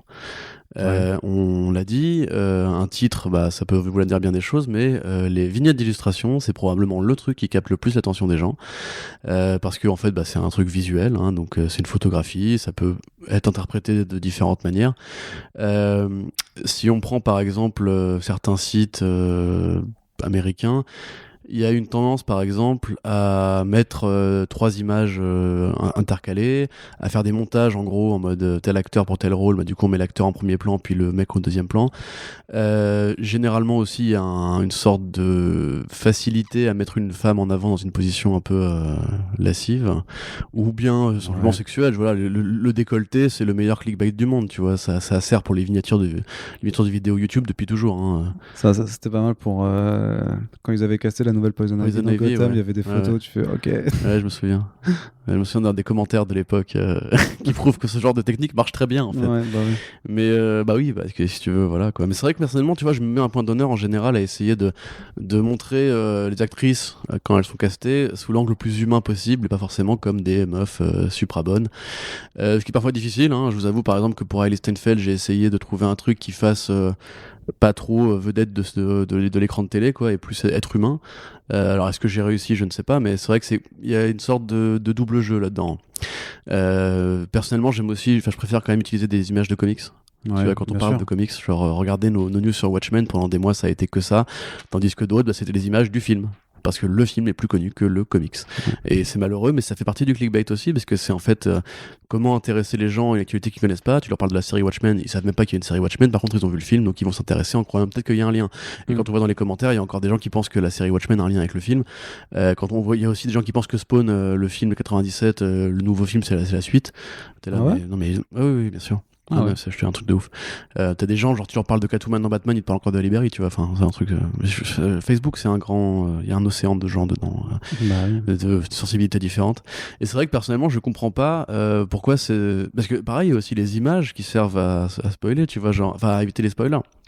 Je sais plus quel site qui utilise justement une balise spoiler warning et qui des fois en fait l'utilise pour des trucs mais complètement cons, enfin complètement triviaux, tu vois, genre le retour de tel personnage dans Avengers Endgame pour une scène, ils vont te dire c'est pour une scène, c'est un caméo et tout, spoiler warning, bim, et du coup tu t'imagines que c'est un truc super gros en fait, tu vois, ça maximise en fait une actualité qui est petite en vérité. Et donc t'as évidemment moi le choix de la vignette, tu vois, c'est un truc que j'aime bien pour matrixer un peu les gens, genre par exemple je savais très bien quand on a fait la news sur Jeffrey Wright en Batman, enfin dans Jim Gordon, pardon, on sera marrant Jeffrey Wright en Batman, tiens. Je savais très bien que les gens une partie des gens allaient dire oh là là, un noir dans mon Batman, ça va pas ou quoi, etc. Du coup j'ai cherché exprès en fait l'image où il ressemblait le plus à Jim Gordon et où il fronçait les sourcils en mode genre what up bitch, et du coup je l'ai mis direct, et bizarrement j'ai l'impression que ça a pas du tout eu l'effet que j'espérais, parce que j'espérais que du coup ça désamorcerait les arguments des gens, et en fait non. Mais ça, c'est pareil, il y a tout un jeu avec les vignettes. Il y a plein de vidéos YouTube passionnantes qui vous expliquent justement comment faire la meilleure vignette, la plus virale, etc. Et personnellement, moi, je considère que c'est aussi un des problèmes, enfin un des cancers de ce truc-là, c'est qu'il y a aussi beaucoup d'images. Le problème, c'est qu'on peut pas donner d'exemple à l'oral, mais il y a beaucoup d'images qui donnent des informations orientées. Typiquement, on parlait tout à l'heure, hors micro, de l'article de Screen Rant sur Venom. Où en fait dans Venom, le film de Ruben Fleischer, il y a une scène où il est fait référence au personnage de Michelle Williams en disant que c'est la kryptonite de Venom, enfin de Tom Hardy, de Eddie Brock. C'est une réplique dans un film. Évidemment, ils vont essayer de connecter ça en disant que une réplique suggère que Superman existerait dans l'univers de Sony de Venom. Alors déjà, juste ça, c'est du clickbait, mais sale, hein, ça c'est vraiment de la merde. Mais la vignette utilisée, c'est Henry Cavill dans Man of Steel. Et ça apparaît au moment justement où t'as les rumeurs, genre Man of Steel va être viré, enfin Henry Cavill va être viré, etc. Et t'es là, mais genre jusqu'au bout. Enfin, mais à la limite, mettez une image de Venom. Mais le fait de mettre une image d'Henry Cavill, ça canonise l'idée que c'est en plus c'est un Superman précis, tu vois. C'est pas juste le Superman, l'idée de Superman, c'est un Superman précis, celui que tout le monde veut voir en ce moment. Donc il y a vraiment un jeu mais énorme de foutage de gueule. Qui moi me rend fou personnellement. Je trouve que déjà le titre est mensonger, mais en plus l'image elle-même va t'inciter à croire autre chose. Et il y a des tas d'exemples comme ça que t'as envie de dire, mais enfin, au secours, mais tiens, un autre exemple pour le coup qui n'est pas lié aux images, qui nous avait fait rire, rappelle-toi, t'avais fait un post dessus, c'était le jour où Tom Holland a unfollow Sony sur Instagram. Ouais. Vas-y, raconte là parce que celle-là. Mais ça, c'était un scandale. C'était, j'en avais fait un post sur internet, c'est ça? Ouais. Oui, en fait, c'était juste après la scission en fait entre Marvel et Sony pour le rôle de Spider-Man. C'était très récent encore. Hein. Et ouais, qu'est-ce qui s'était passé? Oui, donc en fait. T'avais alors c'était John Conrad en fait qui est le youtubeur donc qui tient la chaîne MCU Cosmic, donc qui est spécialisé dans les ragots. Grosso modo, c'est quand même un mec voilà, qui fait partie de ma liste noire, en tout cas de gens à ne pas suivre et à ne surtout pas comment dire, à ne pas rapporter ce qu'il raconte. En fait, avait dit dans une de ses vidéos que suite à l'annonce de la rupture du contrat entre Marvel Studios et Sony Pictures, que Tom Holland avait unfollow Sony sur Instagram. En l'occurrence, c'était même pas vrai au final, je crois. et en vrai, ça n'a aucun et là en fait pour moi c'est tellement du bon sens que je sais même plus comment expliquer, tu vois. C'est un acteur qui unfollow quelqu'un sur Instagram, même si c'est techniquement son patron. C'est pas comme ça qu'on rompt des contrats. Et en fait, il avait dit, mais regardez, il a unfollow Sony Pictures, c'est-à-dire que son rôle, il est en jachère, c'est-à-dire que peut-être qu'il va se barrer ou qu'il va se faire virer, machin. Et donc, il y a un site qui s'appelle IGN France, tu vois, encore eux, qui dit, donc, qui titrait vraiment Spider-Man, Tom Holland abandonnerait son rôle après l'échec du deal Sony Marvel. Donc, abandonnerait, donc voilà, là, c'est un peu les choses qu'on fait, tu vois, c'est d'utiliser le conditionnel pour dire voilà, c'est pas sûr, pour être la zone grise. Ce que nous on fait parfois quand on sait qu'on est en train de parler de rumeurs et qu'on préfère prendre les pincettes. Donc effectivement, l'usage du conditionnel dans le titre, ça permet un peu pas de se dédouaner, mais quand même de prendre une précaution, en dire voilà, on est conscient qu'on est sur une zone glissante, mais on a décidé de vous en parler. Pourquoi? Mais parce que voilà, c'est quand même Variety qui l'a écrit, et donc on va leur faire confiance. Eux, en l'occurrence, ils ont pas utilisé le conditionnel pour un article de Variety, mais si tu peux juste me le remettre, ils ont pris un YouTuber qui a dit regardez, Tom Holland il a unfollow sur Instagram, et le truc c'est que j'avais fait donc une capture d'écran de l'article de l'article ensuite. Oui, attends 2 secondes. Et qu'est-ce qui était écrit? J'arrive. Comme l'ont remarqué Roy Hollywood et Jeremy Conrad de MCU Cosmic, Tom Holland a unfollow Sony sur Instagram. Voilà, et c'est ça, et ça c'est la putain de justification c'est la source, dans leur article. Voilà, ils considèrent que c'est une source. Voilà. Ça, pour le coup. Ce qui est quand même, enfin voilà, là tout à l'heure on parlait de journalisme, mais il y a des paragraphes entiers à écrire sur justement pourquoi ça, ce n'est pas une source. C'est pas one said. Pourquoi ça ne veut rien dire en fait. Mais oui, enfin. À la limite, mais à la limite, tu titres ton article, Tom Holland aurait unfollow Instagram, enfin Sony Pictures sur Instagram.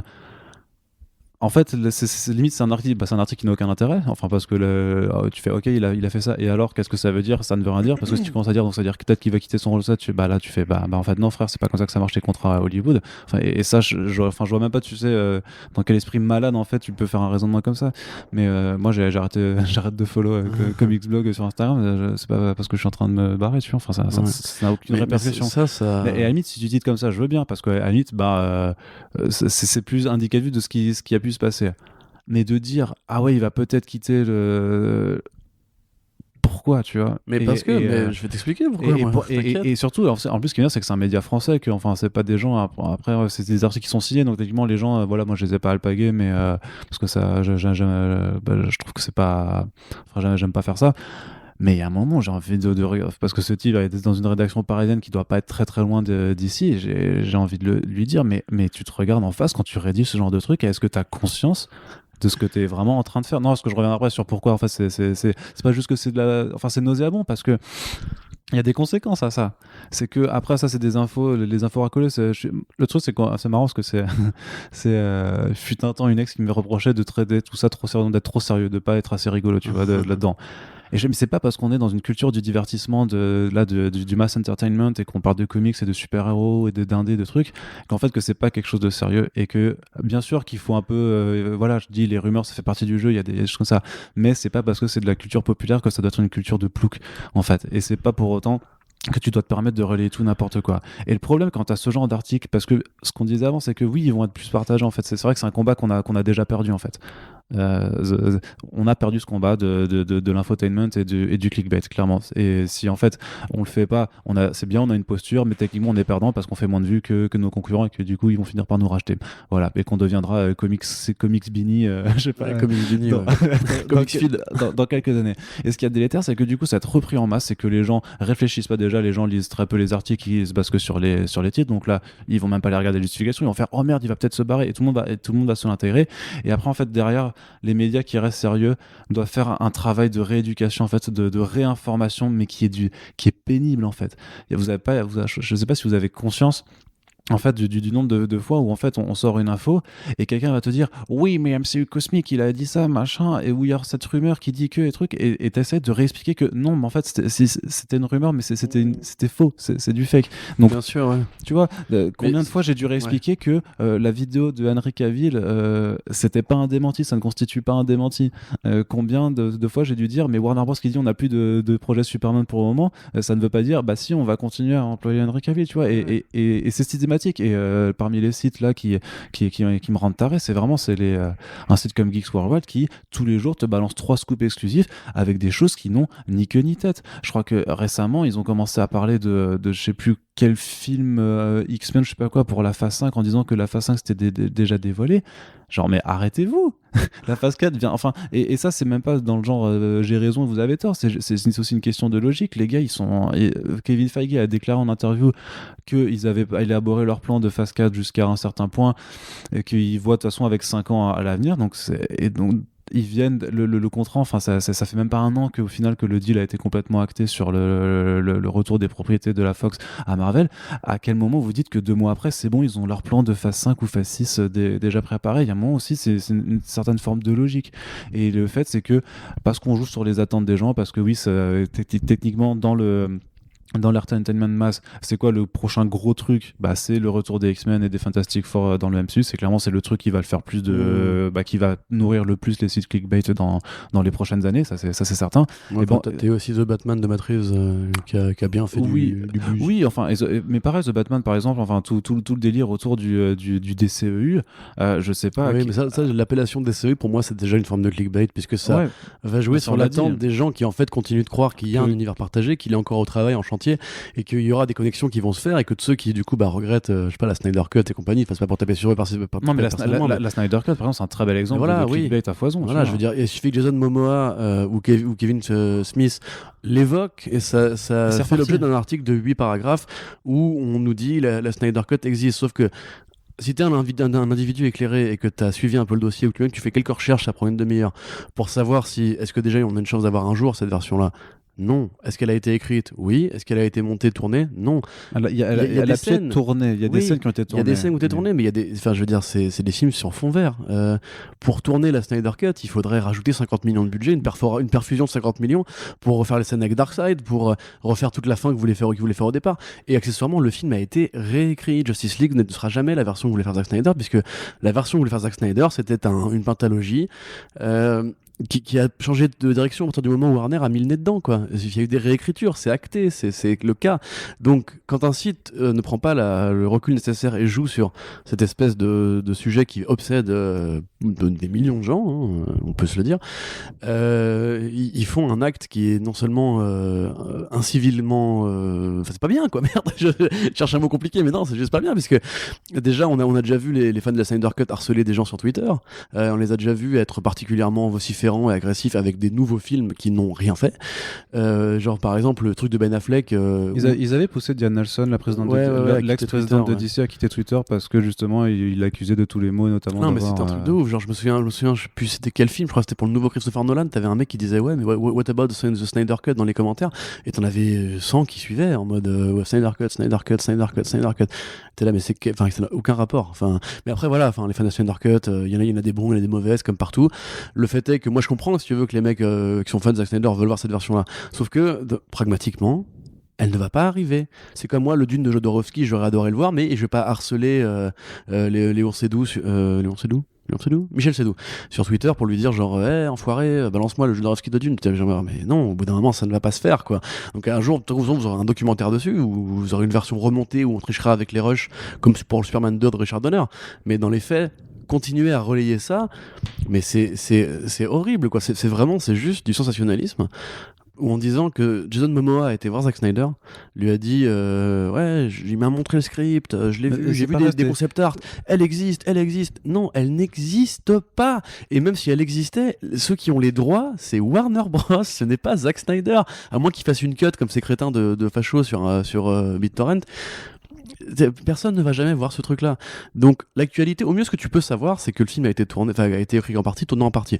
Mais le fait de dire dans ton titre la Snyder Cut existe, ou d'employer l'idée que le DCEU existe encore, alors que le DCEU, on a déjà dit, c'était au départ un nom qui n'était pas officiel, qui était une blague, qui est devenu officiel parce que le Bulb s'en est approprié. En fait, c'est ça, c'est le public et les médias qui se sont appropriés, et que Warner était juste très content en fait d'avoir une appellation qui n'a jamais été officielle pour eux, mais ils étaient très contents en fait qu'on les pose en contender, tu vois. Oui, pourquoi pas, parce contre la Marvel, logique était d'imiter Marvel, mais ça a été. C'était le challenger, tu vois, c'était l'outsider qui arrivait. Mais le truc, c'est qu'aujourd'hui, regardez les films à venir, il n'y a pas de Justice League 2 de prévu, Batman et Superman sont en train d'être remplacés. Aucun film n'a l'air de chercher à s'interconnecter, en fait. Ouais, c'est ça. C'est même s'il y a, parce qu'on me dit oui, mais s'il y a des liens, parce que regarde, il y avait des cas, enfin il y a des références dans Shazam, ça. Oui, mais d'accord, il y a des références, mais faire des références à des personnages existants et faire des vrais liens de connexion comme Marvel Studios l'a fait dans ses premiers films et continue de le faire après, il y a une différence quand même qui est assez notable, voilà. Tu vois. Et cette appellation DCEU ou même Snyder Cut DCEU, c'est des trucs qui sont en fait comme on l'a dit tout à l'heure, c'est des mots qu'on met dans les titres pour le Search Engine Optimizer, tu vois. Enfin, il faut qu'un mec qui tape Snyder Cut tombe sur l'article de comic book qu'il a dit il y a 4 jours et qui te dit Kevin Smith en a reparlé et tout. T'es là, mais concrètement, bon déjà, on pourrait parler du devoir d'informer ou de simplement le temps que tu peux passer à faire ces contenus-là qui vont générer une audience énorme, qui vont attiser des guégards de fanboys sur Internet qui du coup même humainement ne mènent pas forcément à grand chose. Mais je reprends l'exemple aussi par exemple de Disney et Sony où tu voyais des tweetos journalistes qui disaient que c'était la faute de Sony ou que c'était la faute de Disney, etc. Sauf que si tu fais un peu de travail de recherche, tu vois que c'est juste la faute des deux. Et t'as des mecs qui sont en train d'appeler au boycott de Sony Pictures. Attends, Sony Pictures cette année, je sais pas qu'est-ce qu'ils ont fait. Ah oui, Once Upon a Time in Hollywood. Tu vois, genre c'est pas que des connards. Ils font des bons films aussi, tu vois. C'est pas que des crevards qui font des films de franchise. À un moment donné, tu peux pas appeler au boycott de tout un groupe où des dizaines de milliers de gens travaillent et font leur travail correctement parce que Disney et Sony n'ont pas réussi à se mettre d'accord sur le nombre de zéros à mettre sur le chèque. Et il y a des journalistes qui juste ne font aucun effort là-dessus. Enfin, et ça, c'est typiquement, et pour te répondre par rapport à ce truc d'hygiène, quand il y a des espèces de coups de buzz comme ça sur une affaire précise, tout le monde veut sa petite exclue à soi, tout le monde veut faire le plus d'articles sur un sujet chaud, parce que c'est là que le sujet, tout le monde en parle, tout le monde veut du trafic là-dessus. Donc nous, on a fait le choix en fait de rapporter que les propos de Deadline et je crois de Variety, puisque en gros, c'est les deux qui ont c'est parmi les plus anciens, les plus sérieux, ceux qui ont les sources. C'est Deadline qui a rapporté ça, qui s'est corrigé d'eux-mêmes en fait, et c'est Deadline qui après a fait le suivi avec John Watts, etc. Après il y a eu tout un tas de conneries qui ont été dites. Il y a eu des conneries, genre je sais, il y a eu des mecs qui disaient est-ce que Tom Holland serait pas en train de négocier un contrat pour apparaître à la dernière minute dans Venom 2. Et tu cherches ça, tu te dis mais on en aura entendu parler quand même. Mais en plus le truc c'est que tu te dis c'est possible, ça peut se faire, mais pour l'instant on ne le sait pas, donc il vaut mieux en fait juste ferme ta gueule, tu l'auras plus tard ton clic en fait, tu vois.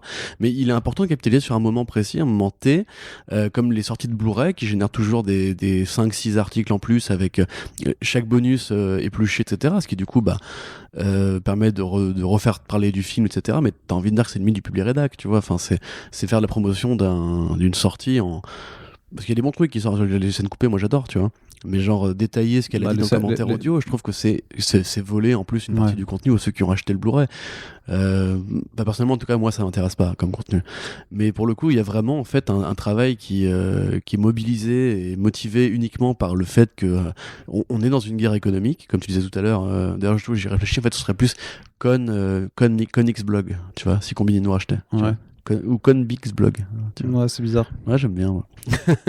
Je veux pas être racheté par Combini, mais dans l'absolu, le tricolore n'irait pas avec le orange de Comics Blog. Ouais. Mais j'ai plein de logos bizarres en tête maintenant. Mais tu vois, genre, on est dans une guerre économique. Comics Bini. Le fait est, on l'a déjà dit ça aussi, mais regardez, aujourd'hui, t'as des sites comme Gameblog ou comme IGN. Typiquement, IGN, c'est un trutruc qui est très large en termes de ligne éditoriale. Il y a tout un tas de sites qui vont manger sur la presse spécialisée. Et encore une fois, que comicbook.com fait a une partie de sa ligne édito qui est consacrée aux sorties des fast-food. Et là, je parle pas de marques ou de produits culturels de fast-food, pas les jouets, etc. C'est du sandwich. C'est quand même des articles rares, tu vois, mais c'est vrai qu'ils te font des articles sur, Wendy's, sur les KFC, le retour des spicy machins, etc. Ouais, les nouvelles sauces. Mais non, mais après, chacun fait son beurre comme il veut. Je veux dire, si c'est leur ligne édito, tant mieux. Mais ça montre aussi quand même l'état de désespérance dans lequel la presse est aujourd'hui. Ça a commencé par la presse cinéma qui commençait à parler de jeux vidéo parce que c'était le sujet à la mode. Aujourd'hui, Allociné parle ouvertement de comics, enfin en tout cas d'adaptation de comics et donc de comics indirectement. On a de plus en plus de trucs généralistes qui parlent de grands événements comme je sais pas la mort de machin, la mort de bidule, etc.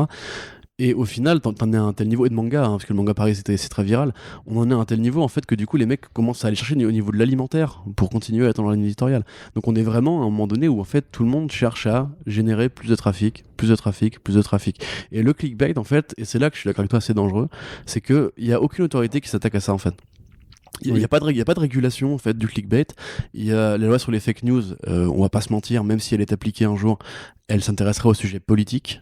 Parce que c'est ça, donc tu vois, c'est comme quand on a fait les états généraux du téléchargement pirate, etc. Il y a une dizaine d'années avec Adobe et compagnie. Tout le monde s'en foutait des comics téléchargés, en vérité.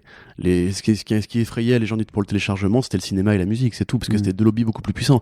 Si demain, on fait une loi sur les fake news, elle va s'intéresser à genre, est-ce que Le Point peut dire que Macron c'est le meilleur? Est-ce que Marianne peut dire qu'il y a trop d'immigrés, etc. Ça va être ça, tu vois. Nous... Il dit ça, Marianne? Non, c'est des exemples que je donne. C'est plutôt valeur actuelle. Il n'y a pas de dénonciation. Non, Marianne, ils sont un peu à droite quand même. Mais valeurs actuelles, oui, c'est probablement le plus à droite de la droite. Mais respect à vous, bande de gros fils de hutte. Mais du coup, voilà, moi, je pense vraiment pas que ça va être réglé. Le problème, c'est que du coup, il y a des petits mecs comme toi et moi, mais il y a aussi des blogueurs passionnés, il y a aussi des gens qui aimeraient bien en fait que ce travail on puisse en vivre. Et le problème, c'est que ce genre de pratique brouille toutes les règles. C'est-à-dire que du coup, tu es obligé en fait toi-même de te mettre à niveau. Des fois, on se pose des questions par rapport à des articles dont on n'est pas sûr de la source. Et il arrive qu'on ait toi et moi des débats en mode mais est-ce qu'on n'est pas un peu obligé de le faire parce que tout le monde l'a reprise cette actualité. Et du coup tu te sens une sorte de pression parce que à partir du moment où tout le monde va dire un truc, ce truc devient vrai dans la conscience collective. De passer à côté en plus, tu vois, de dire merde, alors on va passer pour des cons si on n'en parle pas. Et c'est vrai par contre que là un truc qui est facile par rapport au site dont je parle avant, donc très cher Geeks Worldwide et tout ça, c'est que quand ils sortent des trucs que je vois que même comicbook.com ne reprend pas, je me dis ok bon là les gars vous faites tellement de la merde, c'est que même le site clickbait généreux machin et vous a pas repris, c'est que vraiment vous puez quoi. Tu sais qu'il y a aussi un truc qui est passionnant, c'est T'as des startups de journalisme aux États-Unis où le rédacteur va être rémunéré au clic, par exemple. Ouais. Bah, vois, ça, c'est c'est le modèle Combini, non, je sais plus ouais, quoi. ouais.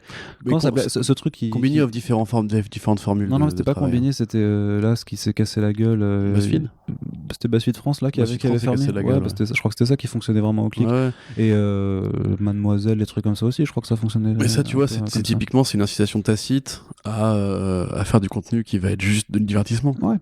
Et pas de la vraie information. C'est ça, Alors nous, mais en fait, j'en c'est ai ça, envie de dire, tu vois que... c'est ça qu'il disait, je t'interromps, Oui. mais qu'en fait, ils avaient un fonctionnement, en fait, ils voyaient les mots-clés qui tournaient le plus sur Internet, et du coup, ils étaient obligés de produire des articles sur ces mots-clés, même s'il n'y avait rien, même s'il n'y a pas d'actualité. C'est-à-dire que si Britney Spears est en trending à un moment pour une raison ou pour un autre, bah tu vas faire des articles sur Britney Bien Spears. sûr. Qu'est-ce que tu vas faire? Tu t'en fous, tu vas faire top 5 des chansons rétro de Oui. Britney Spears parce qu'en fait, on kiffe le rétro. Mais bien tu vois. sûr, mais tu vois, c'est pareil, genre Vice par exemple, moi c'est un groupe culturel qui a fait qui a fait une bonne partie de ma vie en tant que consommateur d'informations.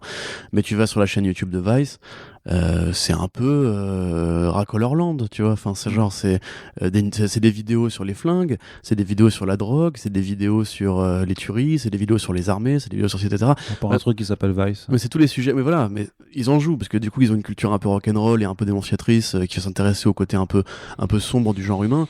Donc ok, ça peut marcher, mais à côté de ça, les mecs peuvent aussi te faire justement des reportages sur les comics, ça arrive, tu vois. Ils peuvent aussi te faire des reportages super intéressants sur la culture, l'histoire d'une ville, les compagnies, la bouffe et tout. Et finalement, c'est quand même tous les 2 jours, c'est un implant mammaire, c'est un truc sur un mec qui a construit un bédo à partir d'un fauteuil, tu vois. Mais il y a vraiment ce truc-là. Il y a genre un mec qui a pris un cendrier, qu'on a fait un bang. Tu sais, parce que c'est trop méta, c'est rigolo.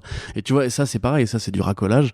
Parce que justement, bah, ils ont été rachetés par des groupes et ils ont des objectifs de croissance, ils sont obligés de faire du contenu culturel. D'ailleurs, voilà, enfin, pour ceux qui le. Voilà, nous, on n'a pas d'objectif de croissance. On a cette chance-là. Notre seul but, c'est d'arriver un jour à l'équilibre. On se bat et c'est pas forcément évident. Mais c'est vrai qu'on a la chance, pour ceux qui en douteraient encore, de ne pas avoir de contraintes sur la ligne éditoriale. Du coup, on peut se permettre de faire comme ça. Et c'est vrai que depuis tout à l'heure, on cite des noms, mais il faut pas oublier que la plupart des salariés, des journalistes sont quand même des salariés, ils ont des objectifs de croissance, ils ont des objectifs de rentabilité. Un salarié, un journaliste qui rentre dans une boîte de comics et qui veut parler que de comics indépendants et dire pourquoi est-ce que Brian Kevogan est en train de sauver le monde de ses lecteurs parce qu'il fait des BD extraordinaires. Oui, ok, super. Maintenant, si demain Bleeding Cool annonce un Batman noir et que tu dis non, je vais pas la faire parce que je suis pas sûr de la source, bah tu te fais virer parce que juste t'es entre guillemets obligé de faire du chiffre pour que ta boîte survive. Et aujourd'hui, on n'en est même plus à un niveau où en fait les boîtes journalistiques veulent faire du fric parce que la plupart font pas du fric. La plupart font des vues, mais comme tu le sais, les vues ne sont pas du fric, hein, c'est triste. On arrive à du coup une libertation des modèles. Donc il y a ceux qui veulent du coup revenir à faire des formules d'abonnement. Où du coup, bah, y en a qui proposent 5 articles gratuits par jour, il y en a qui proposent tout gratuit, mais des formules d'abonnement pour les longs dossiers, comme le Courrier International par exemple, qui fait des super enquêtes, mais il faut être abonné. Et il y en a d'autres qui font des offres premium, ça a été notre cas à une époque, ça n'a servi à pas grand chose, mais voilà.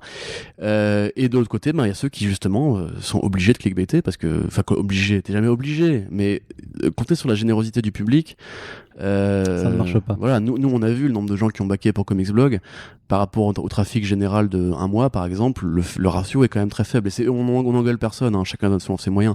Mais il faut comprendre évidemment que les formules d'abonnement, c'est aussi le risque que les gens ne s'abonnent pas, alors que le clickbait c'est un investissement qui est également garanti, parce que le fait est que les gens cliquent et qu'ils le veuillent ou non entre guillemets, tu vois, c'est soit par curiosité malsaine, soit parce que justement il y a aussi le hate post, tu vois, c'est une forme de clickbait qu'on n'a pas évoqué.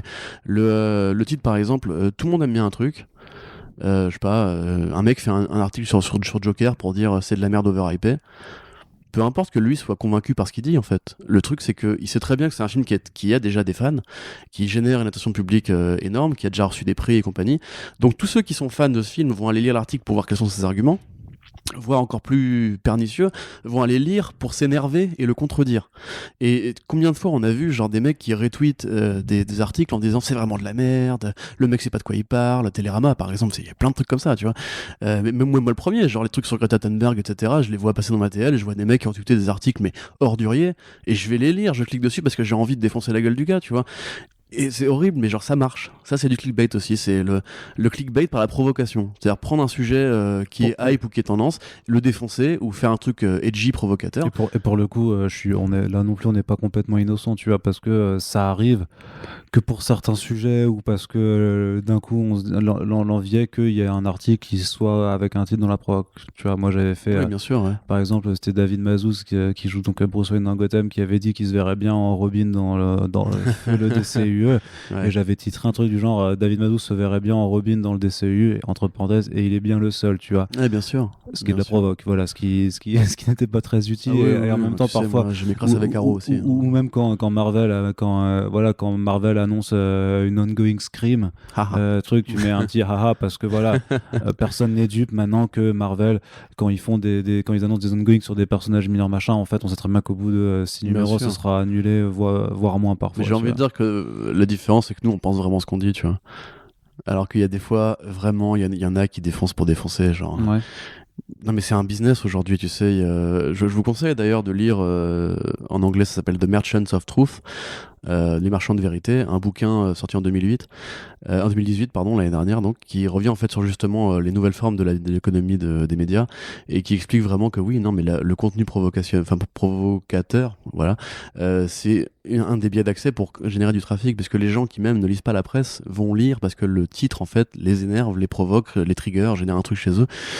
Et voilà, et de la même façon que ça marche dans les deux sens. Il y a aussi des gens qui sont des gens de conviction, mais qui savent très bien qu'ils vont attaquer un sujet chaud. Genre, je pense par exemple à Tarantino, tu vois, où une rédactrice récemment avait écrit un article sur le fait que Tarantino était un gros sexiste. J'ai envie de dire, oui, c'est un article qui est utile et qui est bien écrit, et qui peut générer un débat. Maintenant, je pense que son éditeur, quand il valide ça, lui, il sait très bien que ça va faire du trafic, puisque t'insultes Tarantino dans ce pays, particulièrement dans ce pays ici, limite plus qu'aux États-Unis, j'ai l'impression, tu sais très bien que tu vas te prendre 1 milliard de réactions. Alors, c'est des réactions qui vont être toutes négatives, mais j'ai envie de dire, le clic n'est pas d'odeur, tu vois. Que t'aimes pas, tant que tu cliques, tu vois, je pense qu'ils prennent, entre guillemets, tu vois, ils sont contents. Et au final, c'est vrai que pareil, c'est encore une fois une fine limite entre l'éditorialisme engagé et le hate post racoleur, tu vois. Et c'est encore une forme, mais c'est comme encore une fois la vignette. Il y a plein de formes de clickbait en fait. N'est-ce pas, Arnaud ? C'est ça. Voilà. Est-ce qu'on a un peu fait le tour, je crois tu voulais rajouter quelque chose là-dessus ? Rajouter quelque chose là-dessus, bah, j'ai envie de rajouter. J'aurais probablement plus de choses à dire dans les commentaires avec les gens, parce que évidemment, j'espère que ça suscitera un débat. Ouais. Moi, je dirais surtout, en tant que non-consommateur de la vidéo YouTube et en général, en tant qu'avocat, du fait que le journalisme doit être un truc assez, le moins incarné possible et le plus proche des faits et moins de la personnalité. Ce qui est compliqué à notre échelle quand même. Évidemment. Surtout, en plus, on fait des podcasts en plus, donc c'est compliqué, évidemment. Mais j'inciterais plutôt les gens, en fait, à éviter de prendre tout ce que les gens disent pour acquis, même nous. Si vous voyez, c'est déjà le cas, il y en a plein, genre Yann Delon par exemple, qui va souvent voir dans les articles VO et qui des fois me corrige sur des conneries que je dis. Toujours interroger vos sources à tous les niveaux, laisse-moi finir, à tous les niveaux, parce que là on parle de comics, mais beaucoup en politique par exemple. Vraiment, si on vous dit un truc et qu'il soit favorable ou défavorable, renseignez-vous, allez chercher la source de l'information, voyez le contexte, essayez toujours de trouver du contexte, la façon dont les choses ont été dites. Genre je pense récemment à l'interview de Todd Phillips, tu vois, où il compare la violence de John Wick en disant que c'est un homme blanc avec des flingues et que ça, personne ne lui reproche rien alors qu'on reproche tout cas de Joker. Moi aussi, ça me montre ça et je me dis quel est le contexte. Et en fait, le contexte, c'est que tout le monde ne lui parle que de ça dans les promos, et du coup il est agacé et il sort un scud.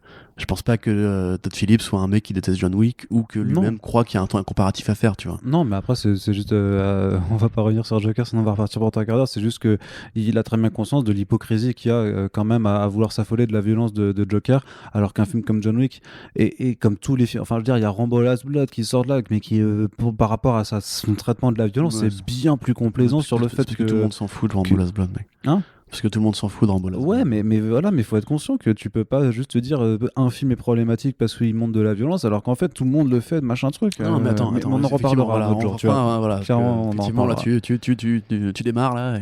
Mais tu vois, voilà, j'en trouve même, mais pareil, les citations que vous voyez des fois. Lisez l'article, lisez pas la quote qui accompagne un tweet, allez chercher le truc. Et on voit souvent, nous, dans les trucs qu'on publie sur les réseaux sociaux, qu'il y a des gens qui réagissent juste au titre d'une actualité. Alors probablement que du coup, eux, c'est les plus clickbait proof, tu vois, parce qu'ils vont même pas cliquer, ils sont rien à foutre. Mais du coup, enfin, lisez au moins les articles, lisez les sources qui vont avec. En général, le problème parfois, c'est que les gens ont du mal à faire la différence entre le titre d'un article et l'accroche Facebook. Du coup, parce que du coup, sur Twitter, en fait, on partage les articles en fait avec un système où on laisse juste le titre, tout simplement. Alors que sur Facebook, on met une accroche différente. Donc, alors, soit parfois, on reprend juste une autre façon pour dire le truc quand on n'a pas trop d'inspiration. Ça, c'est un vrai taf d'être community manager, et nous, c'est pas forcément. Enfin, voilà, on devrait. Je suis pas très talentueux. On devrait en avoir un plateau, clair, c'est sûr, ce serait mieux. Mais voilà, on essaye. Et parfois on s'amuse. Parfois, il y a des choses, on a des vannes à faire, et donc c'est assez rigolo. Par exemple, quand il y avait eu ce studio qui voulait engager Bryan Singer pour faire Red Sonja, j'avais mis des guillemets comme pour faire une conversation de bureau. Je vais faire bon les gars, là on a un réal là qui a 4 accusations de viol sur mineur au cul. Si on le prenait comme réal, c'est pas mal, non? Ah ouais, t'as trop raison, Bob, et tout. Et les mecs tout de suite à réagir en disant ouais, mais c'est quoi votre truc à charge, je sais pas quoi. Je fais non, mais regarde, avec votre titre putassier, je fais mais c'est pas le titre, ça c'est l'accroche, ça n'a rien à voir. Regarde le reste de l'article, était quand même, je me crois me souvenir qu'il était factuel. Oui, non, c'était factuel, quoi. De toute façon, après c'est parce qu'un mec m'a menacé de me faire un procès, donc oui, il y avait ce gars. Ça, voilà, ouais, le podcast gestion du fandom arrive bientôt, vous inquiétez pas. Ouais, on aura un invité. Mais du coup, ouais, pour boucler, ah oui, c'est qui? Bah, je te le dis pas. D'accord, ok. Mais du coup, ouais, pour boucler, moi de manière générale, et c'est super commun et défoncer les portes ouvertes, mais aujourd'hui on est à une ère où les médias traditionnels justement perdent du terrain par rapport aux médias digitaux qui n'ont pas les mêmes exigences. Le fait est qu'on parlait de Combini, Vice, BuzzFeed et compagnie, enfin voilà, c'est des gens qui sont aussi connus pour faire du public rédactionnel, de la mise en avant de contenu de marque. BuzzFeed pendant des années a accepté les publicités des partis démocrates et républicains sur son site, ce qui du coup ne facilite pas le travail d'indépendance, tu vois, et les pressions des marques et compagnie. Donc déjà, moi, si vous avez une actualité, essayez toujours de la prendre par différents biais, parce qu'on l'avait déjà dit une fois, tu vois, si t'es de droite, lis la gauche, si t'es de gauche, lis la droite. Et voilà, mais vraiment à tous les niveaux, parce que les comics, effectivement, que vous croyez, que si vous êtes persuadé que Macaulay Culkin sera le Joker, bah super, on en rigolera tous autour d'une bière quand ce sera pas lui. Mais voilà, le fait est que c'est relativement innocent. En fait, ça nous bousille plus la gueule à nous, qui du coup avons du mal à travailler dans un contexte aussi chargé en conneries, parce que du coup on perd des vues au profit d'autres gros cons. C'est ça, c'est qu'on perd des vues et qu'après on doit refaire de la réinformation. Voilà. C'est ça qui est compliqué. Mais après, voilà, moi je dirais plutôt à titre général le clickbait. Si je voulais aussi ajouter les tops aussi, méfiez-vous des tops. Parce que c'est pareil, ça c'est une forme de clickbait assez inédite que je trouve très bizarre. Mais voilà, de manière générale, si vous trouvez que vous avez trop peu de temps pour tout suivre dans l'actualité, évitez toujours les actus clickbait en fait. Parce que c'est généralement celles qui vont vous apprendre le moins de choses, qui vont vous faire perdre du temps et qui vont vous gaver la tête des fois d'erreurs, des fois de fausses interprétations, et en fait j'ai l'impression même un peu brouiller le rapport qu'on a des fois à ce que c'est qu'une vraie actualité en fait. Il y a beaucoup de gens pour qui c'est un peu une idée diffuse aujourd'hui. Et à l'heure où justement les politiciens peuvent dire un peu tout ce qu'ils veulent et les médias les relayent sans problème, voilà, j'ai essayé de chercher un peu la presse de qualité de manière générale, et ce sera mon message, on va dire. D'ailleurs, ça me fait marrer parce que je sais que pour le coup, et j'espère que voilà, enfin, on n'a pas la prétention d'être les meilleurs qualitativement parlant. Par contre, clairement, tout ce qu'on fait au quotidien, on essaie de le faire avec un objectif qualitatif qui soit au maximum possible, parce que c'est vraiment ce en quoi on croit et ce qu'on a envie de proposer en termes d'information. Et je sais que un moment, je sais plus qui m'avait dit, c'était plus sur quel réseau en commentaire sur le site, en disant c'est marrant parce que j'ai vu une actu tourner en boucle et elle était pas chez vous, donc j'en ai déduit que c'était qu'il y avait une raison, tu vois. Merci à toi. Et c'est aussi parfois, donc voilà, parfois de temps en temps sur Twitter, pour ceux qui aiment écouter The Pulse, je fais des petits suppléments, ce que j'appelle avec, donc vous avez juste à suivre le hashtag The Pulse, en gros, où je pointe des exemples typiques d'articles clickbait avec et où je déroule en fait, où j'explique tout le procédé nauséabond en fait de certains articles, comme effectivement le Macaulay Culkin de Joker, comme ce que c'était ça, c'était un site qui s'appelle Pure Break qui avait fait ça et qui avait été relayé par un journaliste qui s'appelle Mehdi Omeis. Alors je le cite parce que je l'avais cité je voulais pas le citer moi en fait. Ouais, mais moi je l'ai cité dans le thread, donc ça sert à rien de truc, et voilà, ça fait partie de ces gens qui effectivement relayent une image en disant c'est complètement on vous déconseille fou. Mehdi Omeis en général. C'est complètement fou si c'était vrai, tu vois, et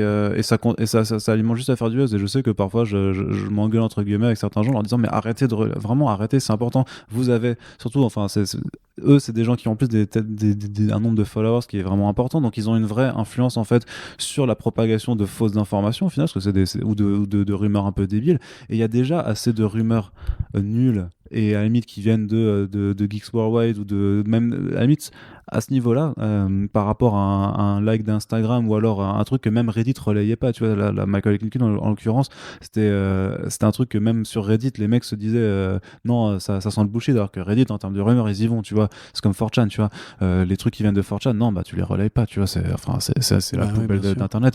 Et donc à la limite comparé à ce niveau-là, bah même en fait un tweet d'Umberto Mayembe ça passe limite, tu vois, c'est déjà plus acceptable dans le game. On a dit du mal de Mayembe, mais actuellement sur The Rap il s'est calmé de ouf, et genre là récemment il a même eu des scoops intéressants sur Snake Eyes par exemple, où il a rapporté 2 acteurs, je crois que c'est lui que ça vient, Iko Uwais, et aujourd'hui l'actrice de la Casa del Papel, Ursula quelque chose, Corbero, bref, peu importe, mais du coup mais même lui tu vois évoluer dans le bon sens en fait, parce que je pense qu'au bout d'un moment le clickbait c'est super court-termiste. C'est qu'en fait une fois que tu t'es fait prendre la main dans le sac, bah tu t'es plus crédible. Tu vois, regarde nous, j'ai fait un Geeks Worldwide à une époque on les croyait, maintenant on les croit plus, tu vois. Mais tous les autres médias, les Melty, les Allociné, les machins trucs, continuent de les reprendre allègrement. Et les gens des modèles, des business models qui ne reposent pas que sur l'actualité aussi, tu vois.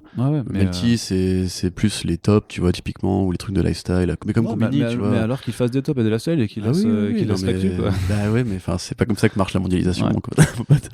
Mais du coup voilà, juste aussi pour dire, parce que je pas non plus avec ce podcast soit juste on se tripote entre nous, évidemment qu'il y a des trucs à améliorer, il y a toujours place à l'amélioration, la perfection, on n'est pas de ce monde, et c'est vrai que personnellement moi j'aimerais qu'on n'ait pas besoin d'avoir recours à ça, en général j'aimerais que les gens soient naturellement curieux en fait, mais voilà, si jamais vous avez vous-même des reproches à nous faire, n'hésitez surtout pas à les exprimer de la façon dont on travaille, on essaie toujours de prendre en considération vos avis. Je sais pas si vous remarquez, d'ailleurs je fais moins d'humour maintenant dans mes news parce que les gens m'ont reproché de faire trop de blagues méchantes.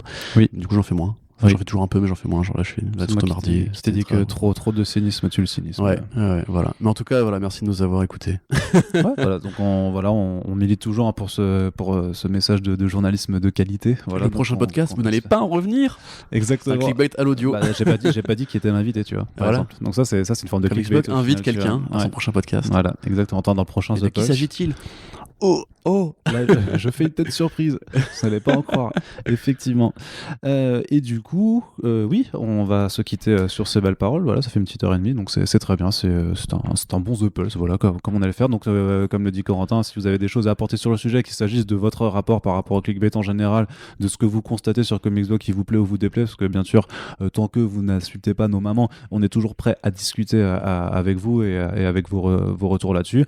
Bien sûr, on n'est jamais parfait, on n'est pas irréprochable et on essaiera toujours de s'améliorer, croyez-nous.